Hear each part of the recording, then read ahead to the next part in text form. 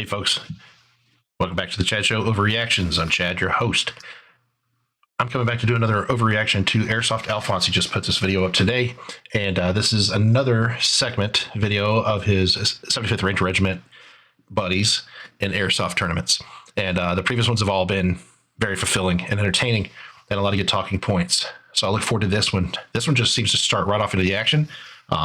This is going to be down at the Guardian Center and down in Georgia. It's an actual real training center. It's huge. It's like 830 acres, all kinds of stuff there. Woodland. I mean, it's one big package, man.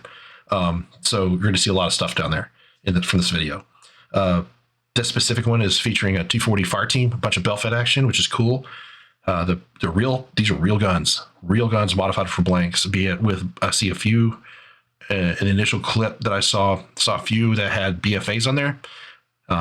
This one right here might be no, it's some kind of flash hider variant, BFA, blank firing adapter. You can see it's a linked belt of blank rounds. And right now he's doing a loading sequence on the gun. Gun sitting on his bipod, he's prone. So let's just go ahead and get right on into it. If you haven't checked me out before, feel free to check me out at the Chad Show. I have a couple different playlist channels within there. I have the overreactions stuff where I talk about other videos that people produced of all types. And then I have the Me Theory channel, which is more serious in tone. And I've been putting up a lot of both lately, more so the Me Theory stuff, but I felt like Chillax is having a little bit of fun tonight with this. Anyways, enough about me. Let's look what these boys do. Starting out, like I said, guy on the 240 Bravo, working the loading sequence, and it appears as though he's tearing off the first couple links of the belt. When you would do that is when you're doing your either loads or reloads from an existing belt. The first links either came out of a stopped belt from a malfunction, or they've been hanging out dangling or whatnot, and so you can feel them, you can look at them, but a lot of times you're just going to tear off the first couple rounds off the belt to ensure that you have a good starting point.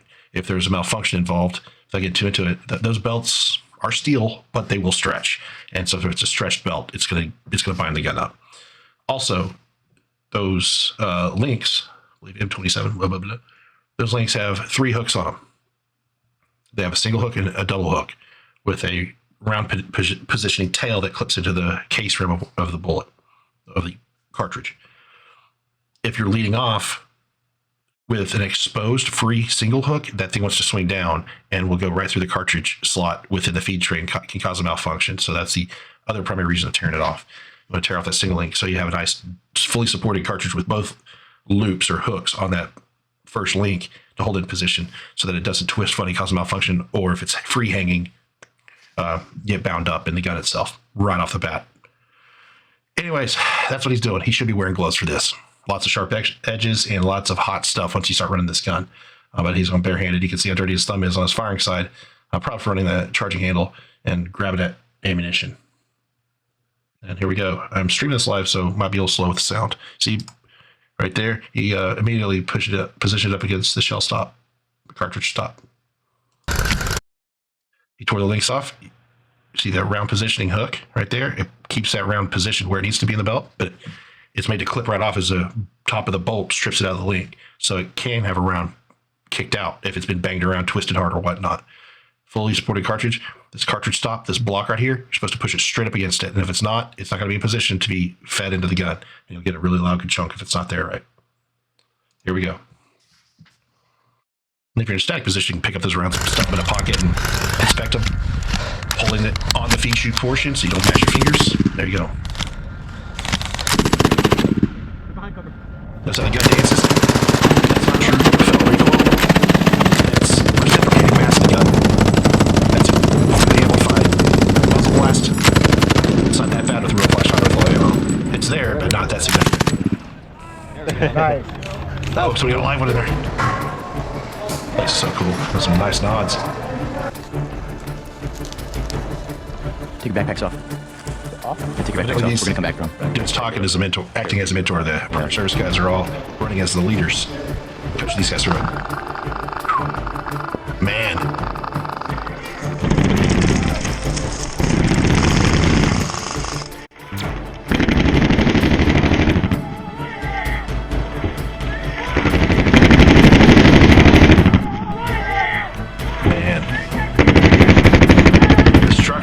cause a sound. Third, secure the windows. And it contorts the sound, so it's hard to locate the position of the gun within the structure. Because the whole structure reverberates. There's a lot of lasers. Hopefully keep them away from players' faces because those are not eye safe. Even in IR, lasers aren't eye safe. There we go. Oh man. Shooting from the stack, crazy. He's got a shot right here, he should be taking it. He should push past that door that guy just entered. If he's not going in, he should push past. There you go.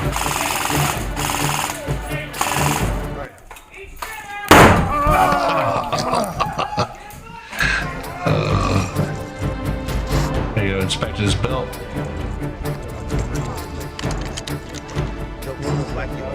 See, he's got that loose link on the end. He's inspecting it, right? Got a single link on the left.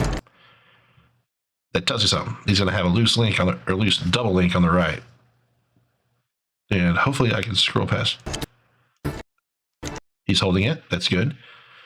He should be able to push those rounds up onto that feed tray and with his left hand hold it right in the shoot portion out of the way of that feed tray cover so he can close it. But you shouldn't have it an open link just hanging out the side of the gun. See how that's just hanging out there? He should have just tore that off. Why? Because, believe it or not, that thing can end up swinging up and impede reloading or completing your loading sequence, closing the cover. It can cause malfunction. So the best practice when you turn off those links is you're not leaving that on the end. Now, if he had a Lucy in his pocket, he could have shoved that Lucy right up in there and it's not a problem. But this is obviously a class he's learning the loading sequence, so we don't, it's just a clip. He probably got corrected on it. That is a BFA on that flash hider. All those restrict gases to cycle the bolt. Let's go.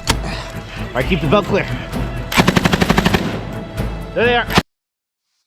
That sling is draped across the belt, and that can become fouled up into the belt. That those rounds act as like teeth, and they will grab stuff. And they could grab that belt, that sling, and just all it has to do is just hang on to it. Actually, if you have a broken sear or your fire control grip, the whole grip comes off the gun, which does happen when you lose parts and they're wore out. A runaway gun, one of the two ways to stop it is to grab the belt and break it, or just grab the cocking handle and install the bolt. So anything gets involved with that belt like that, that sling being on top of the belt's not good. And I'm getting way too technical here. I apologize.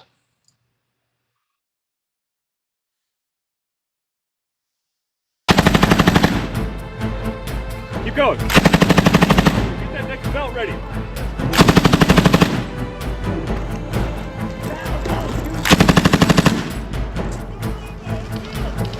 Keep going. Keep going.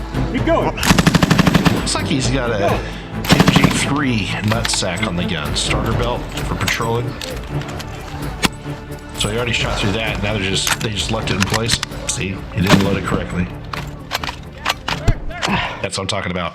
He didn't have, and I'll go back here, either didn't have it positioned correctly or he had the wrong sequence of links in position. He just threw it on there and closed it. And if it's not running center line on the gun, those are spring-loaded feed poles, and that feed pole assembly, they'll just kind of, they have enough give in there to just kind of hold it by tension. And so they'll hold it there and it won't back out, but the round's at the wrong angle, so the bolt won't grab it. And then when I recycle it, now you've got things out of order, beams above the frame, so you can cycle it. Something might come out of the gun. You should be looking for that link spitting out the side, which I believe you did see it. And then what happens is it just stripped around, but you had other material in there that caused it not to cycle. Or just stretch the link. I'm going to back it up just a little bit. I'm going to try not to do this too much to this video because it's too fun. Okay, this is his load. It's good, but it looks like it's not fully up against the cartridge stop. So this is real dangerous here where you got two sets of hands involved with the loading sequence. If your A gunner's loading, let him load, let him cover or close the cover. You end up getting in each other's way. So most likely nobody held that belt in orientation right here at the feed chute where the belt enters in. It's a chute. It's like a big funnel. You hold tension on the belt, hold it in location. It's not going to slide out. Nobody was doing that when you closed it, and it just kind of twisted out. You can see the rounds are going to pull out. That's going all the way across the belt up to the first loading position. So what happens? Chunk. defeated it. Fired one, but now you've got a hard malfunction. He can hardly even cycle the bolt. All right, get on there. If the bolt's stalled, you don't know it's stalling it. Through the tension of that locked feed cover and the bolt pushing up against it, you have that roller bearing. You can see it right there at the bottom, right down there. That spring-loaded roller bearing within the rolls and the feed lever. I probably need to back off the gas here with this crap. But the point of safety here is that now he's got a malfunction. It fired once, but in the moment, you might not know. You got that one bang. You don't know how far that bolt cycled. It didn't cycle fully, but you don't know if it stripped around or whatnot. Now it's in a bind with a live round in a loading position on the bolt face, and it's just held in a bind. The second you relieve tension by opening that cover, that bolt goes all the way, can go all the way forward. And by releasing it, boom, you can have a an ND or AD, whoever wants to call it, whatever type of discharge, unintentional discharge, right? What he should have done is reached up, grabbed the cocking handle, held rear tension on it, get his face out of the way, pop the cover, and then begin to sweep to clear the gun out. And by holding rear tension to the rear, I mean he pops it forward, locks it to the rear, and puts it on safe. That clears it. That's a lot of stuff to learn. You're not going to get it in one weekend. Let's go. Faster. It's kind of like just kind of shoveling the rounds on there. Go. If you held it, it's just more sure loading process. Go. Good fire. Let fire.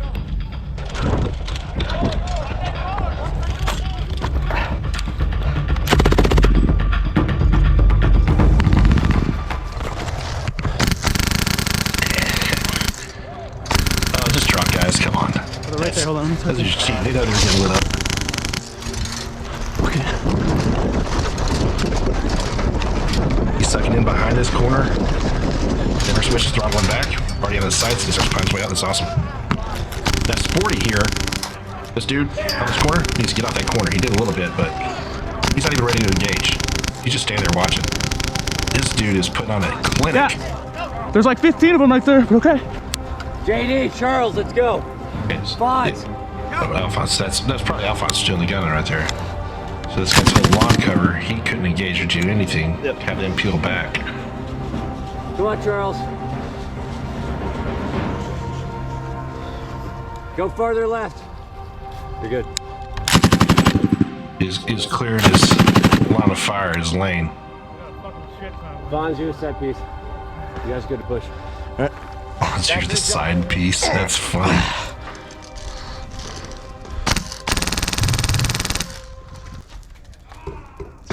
Did you get him? Yeah. Screams so don't heads, man. This place is pretty cool, man.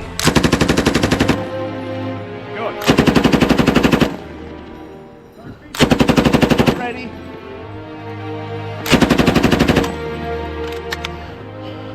Reloading. Hurry up. Let's go.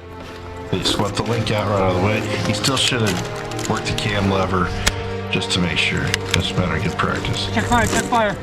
Yep. Cease fire. They're getting a little better at their gun drill.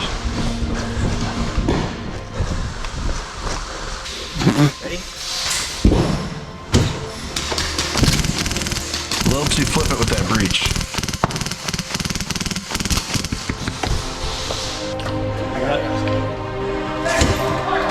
Front kick.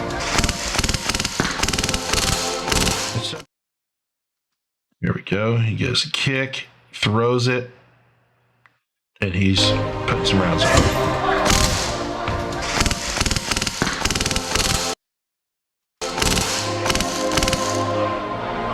This guy behind a school bus. Be nice if they found a stick or something the jammed school bus out inside the there? hinges to lock that door open so they wouldn't have to keep fighting the door. Or a wedge. To keep attacking that same door is a bad plan. Ooh, perceptive. You got snapped. Looks like he's got a Mark 46. Come here. Sorry, TQ. Whoa! I got it. I got it in there. We're good. Nice. Hey. Nice dramatic music there. Throws it. Oh, oh man. I got See, it. my luck, you I would got have it in got there. off my We're face. good. Hey.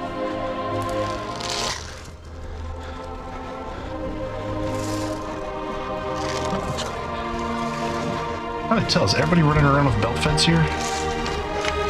Guess so. There's like a light. Hey, we're close. We should be all friendly in here. Should be. Okay, it keeps getting more.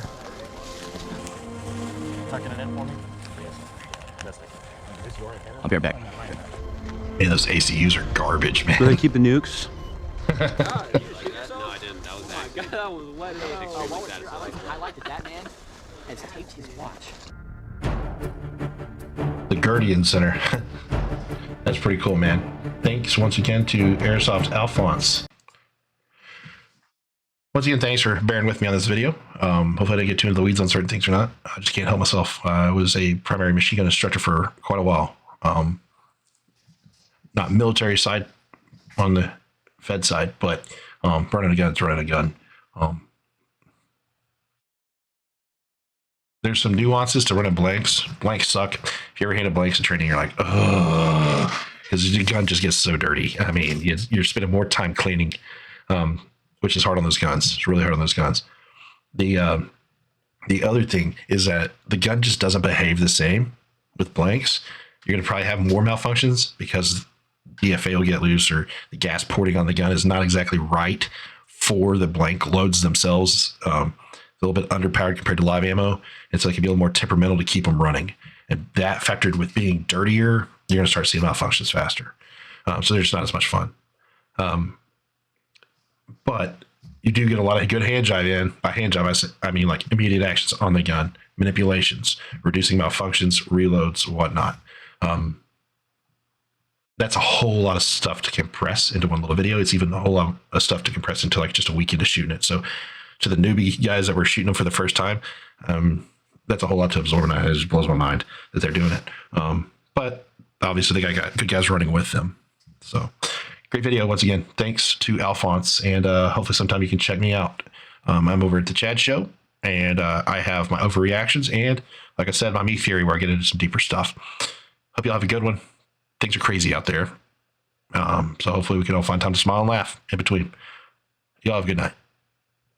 Or good day even, whenever y'all watch this.